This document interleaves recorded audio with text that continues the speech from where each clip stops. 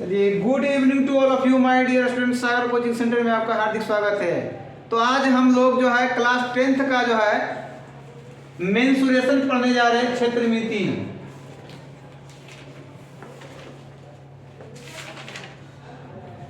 Mensuration, वृत्त के केंद्र से गुजरने वाली सबसे बड़ी रेखा को व्यास कहते हैं। क्या कहते हैं? व्यास कहते हैं। क्या कहते हैं? व्यास कहते हैं। और है किसी भी वृत्त में अनंत व्यास खींचा जा सकता है ना। और वृत्त के व्यास के आधे भाग को त्रिज्या कहते हैं। क्या कहते हैं? व्यास के आधे भाग को त्रिज्या कहते हैं। तो यहाँ जो है प्रमुख कुछ फॉर्मूला देख लीजिए, है ना।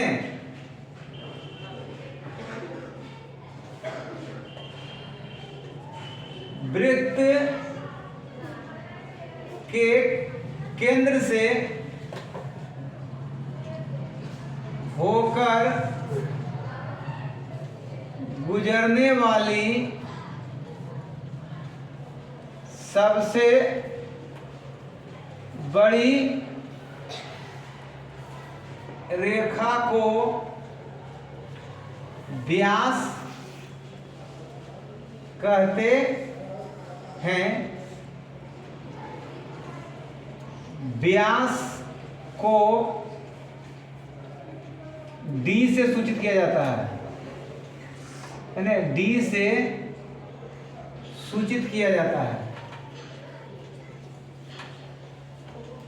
क्या जाता है? दूसरा तथ्य देखिए इसमें, व्यास के आधे भाग को, व्यास के आधे भाग को वृत्त की त्रिज्या कहते हैं। त्रिज्या को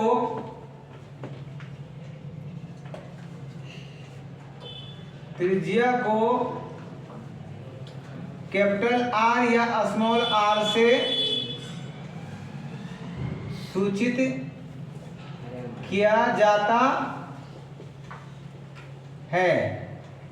अब ये देखिए, वृत्त है, वृत्त के केंद्र से, है ना, वृत्त के केंद्र से पूरा भाग जो है क्या कहलाएगा? व्यास। लेकिन ये आधा भाग को क्या बोलेंगे? त्रिज्या। क्या बोलेंगे इसको? त्रिज्या, है ना। व्यास को डी से सूचित करेंगे, ठीक है। आधे भाग को क्या बोलेंगे? त्रिज्या। अब यहाँ हमारा फॉर्मूला निकलता है, वृत्त की त्रिज्या, वृत्त की त्रिज्या,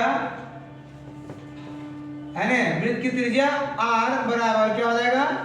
d बटे 2। व्यास बटे 2 लिखिए, व्यास बटे 2 या r बटे 2। क्या लिख सकते हैं? r बटे 2। देखिए, वृत्त की परिधि, वृत्त की परिधि, वृत्त की परिधि बराबर होता है 2 पाई r। क्या होता है? 2 पाई r या पाई इंटू डी। यदि वृत्त का व्यास दे रहे तो परिधि निकालने में पाई इंटू डी का भी उपयोग कर सकते हैं, है ना, आसान से हो जाएगा। वृत्त का क्षेत्रफल, वृत्त का क्षेत्रफल पाई आर स्क्वायर। क्या होता है? पाई आर स्क्वायर।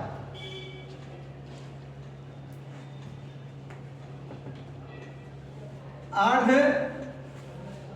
वृत्त की परिधि, अर्धवृत्त की परिधि। तो देखिए, वृत्त की यानी अर्धवृत्त की परिधि, वृत्त के आधा भाग जो यहाँ से काट रहे हैं, आधा भाग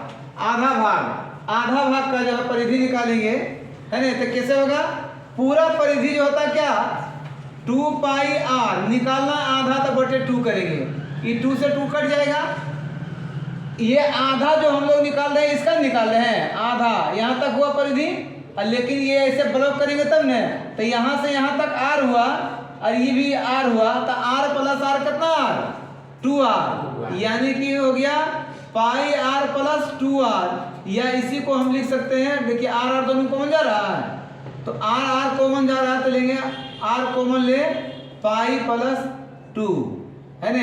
ये हमारा अर्धवृत्त की परिधि हो गया, अर्धवृत्त की परिधि हो गया। देखिए अब कहा था अर्धवृत्त का क्षेत्रफल, ये पूरा वृत्त हुआ हमारा, आधा वृत्त माने आधा कौनो ले, या तो रंगल का ले या तो सादा वाला, आधा वृत्त का क्षेत्रफल। तो पूरा वृत्त का क्षेत्रफल क्या था, पाई आर स्क्वायर ने, आधा करना तो बटे 2 कर दीजिएगा, यही हो गया। या इसको ऐसे भी ले सकते हैं 1/2 पाई आर स्क्वायर, ठीक है। या ऐसे लिखें या ऐसे लिखें, ये अथवा 1/8 पाई डी स्क्वायर भी लिख सकते हैं, 1/8 कर देंगे, या तो ये भी फॉर्मूला लगा सकते हैं, ठीक है। अब आगे की ओर बढ़ते हैं। देखिए कहता वृत्ताकार वलय का क्षेत्रफल, एक ये छोटा वृत्त है और इसके बाहर जैसे इससे बड़ा वृत्त है ना। अब देखिए सेंटर पॉइंट, इसमें एक सेंटर पॉइंट यहाँ बनता है, एक सेंटर पॉइंट यहाँ तक बनता है। ये छोटका को छोटी आर बोलेंगे, बड़का को बड़ी आर, ठीक है। वृत्त के केंद्र से जो है छोटी वृत्त पर जाएगा छोटी आर, बड़ी वृत्त पर बड़ी आर। तो ये वाला भाग जो हुआ, ये वाला भाग को वलय कहते हैं। क्या कहते हैं, ये वाला भाग को वलय कहते हैं। क्या कहते हैं, वलय, है ना। यानी वाशर हम लोग जो है यूज करते हैं नट बोल्ट कसने में, वाशर भी कह सकते हैं, उसी को वलय कहते हैं, ठीक है। वलय का क्षेत्रफल, तब देखिए ये कोई बड़का वृत्त हुआ कि नहीं, ये छोटका हुआ, तो इसको निकालने के लिए क्या कीजिएगा, बड़े वृत्त का क्षेत्रफल माइनस छोटे वृत्त का क्षेत्रफल। बड़े वृत्त के लिए क्षेत्रफल है पाई आर स्क्वायर, बड़ी आर दीजिएगा, और छोटका के लिए पाई आर छोटी आर। अब देखिए दोनों में पाई पाई कॉमन जा रहा है, तो क्या होगा, R square minus R square, ये छोटी वाला आ जाएगा। ये आ गया कि किसका क्षेत्रफल, वलय का क्षेत्रफल। किसका आ गया, वलय का क्षेत्रफल। या इसको और लिख सकते हैं ऐसे, एक बार जोड़ के एक बार घटा के, ऐसे भी लिख सकते हैं, बनाने में भी सुविधा होगा, है ना। वलय का क्षेत्रफल आप ये वाला यूज कीजिए या ये वाला यूज कीजिए, बना लेना वलय का क्षेत्रफल। क्लियर है, आगे बढ़ते हैं। कहता त्रिज्या खंड की परिधि या चाप की लंबाई बोले, या इसको क्या बोलेगा, चाप की लंबाई भी कर सकता है। चाप की लंबाई क्या बोल सकता है, थीटा।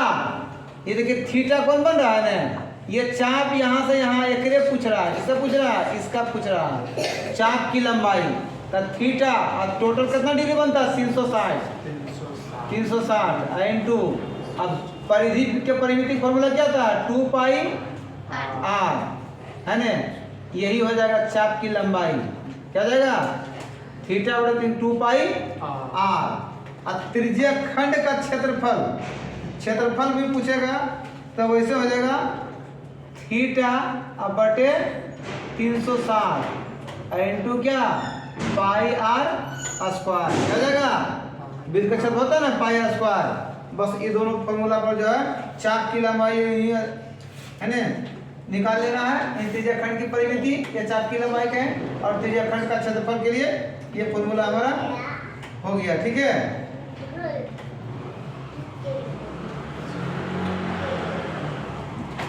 इसको त्रिज्या खंड की चाप की लंबाई।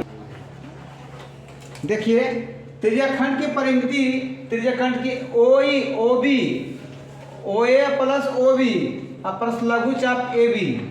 तो बताइए OB कितना R प्लस R और लघु चाप AB। लघु चाप जो AB की क्या आया था थीटा बटे 360 2 पाई R अर्थात 2R। अगर काटिएगा तो 180 हो जाएगा, दूसरे काटेंगे तो हो जाएगा ना प्लस थीटा पाई R बटे 180। अब अगर हम कॉमन लेते हैं क्या जाता है R कॉमन चल जाता है तो 2 प्लस थीटा पाई बटे 180 ऐसे निकालिएगा त्रिज्याखंड की परिमिति। देखिए कहता वृत्तखंड का क्षेत्रफल जो होगा थीटा बटे 360 क्या होगा into pi R square minus 1/2 R square sine theta क्या होगा R स्क्वायर साइन थीटा। या इसी को लिख सकते हैं, देखिए R स्क्वायर दोनों ज्यादा कॉमन, R स्क्वायर कॉमन लेंगे तो थीटा बटे 360 पाई माइनस 1/2 साइन थीटा। ये जो हम लोग लिख सकते हैं।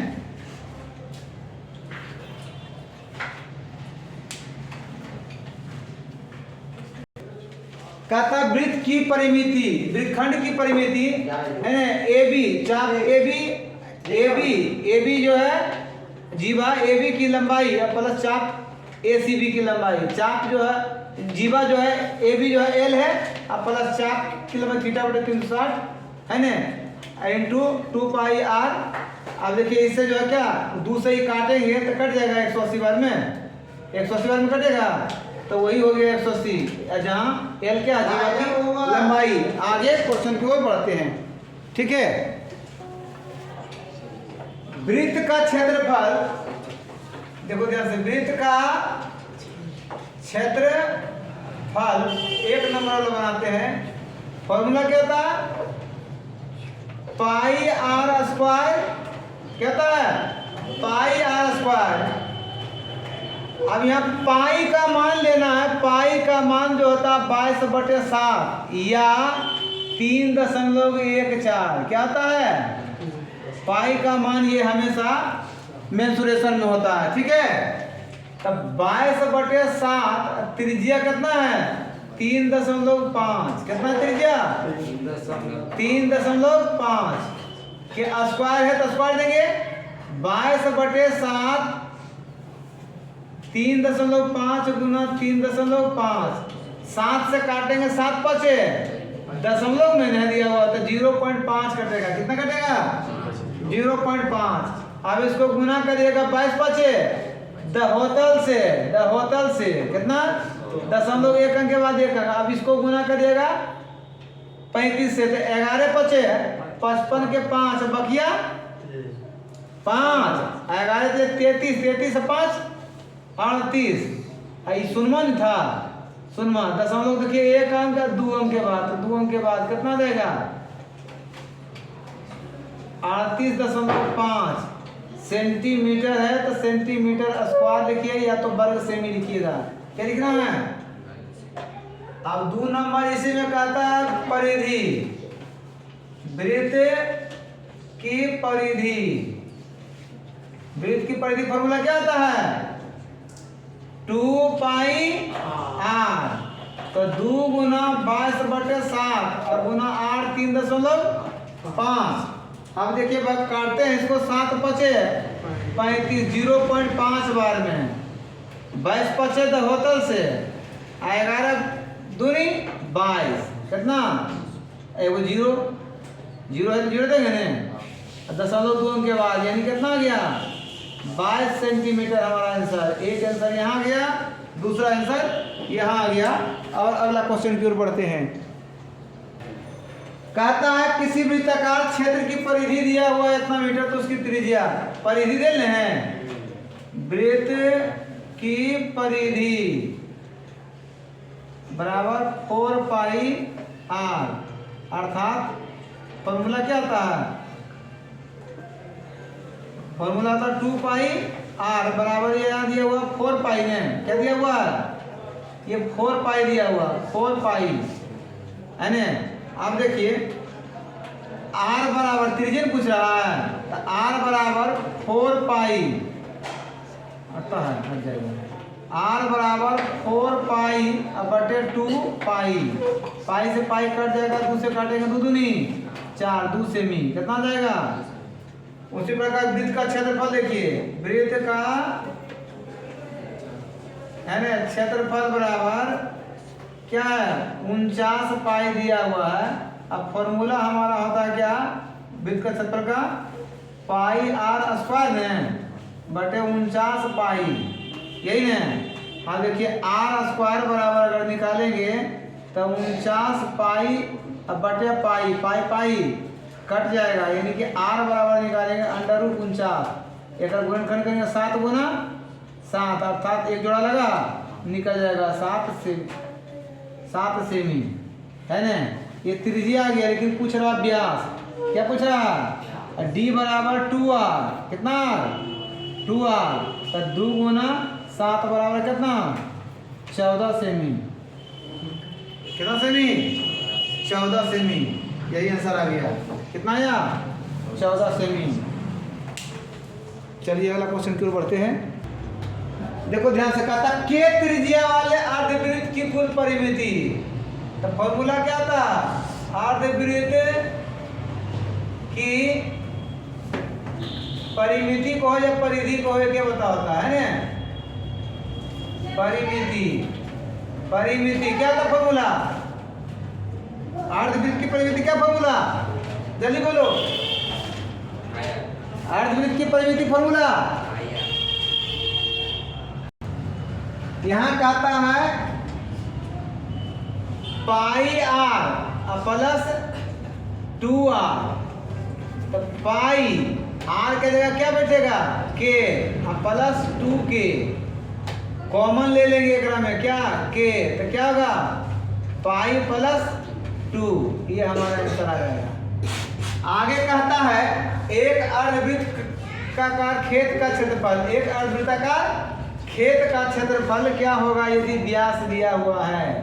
जैसे देखो व्यास दिया हुआ तो r बराबर हम निकाल सकते हैं d बटे 2, तो 24 बटे 2 काटेंगे कितना बार में 12, 12 सेमी आ गया तो अर्धवृत्ताकार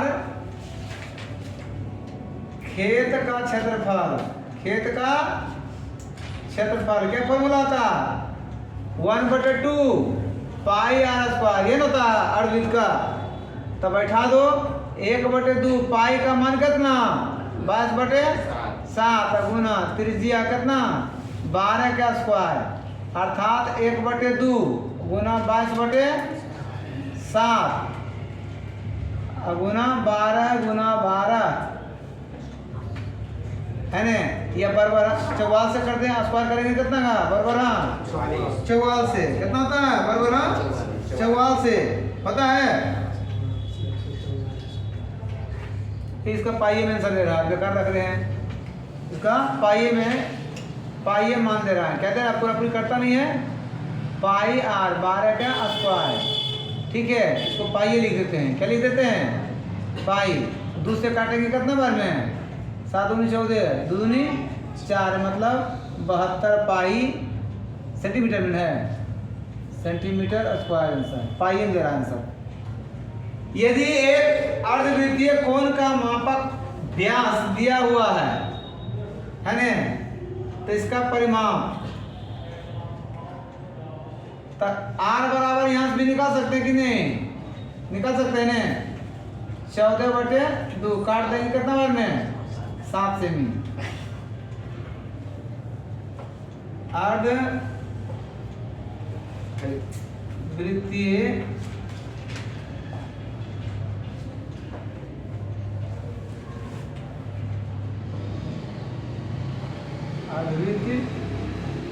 अर्धवृत्त का परिमाप ने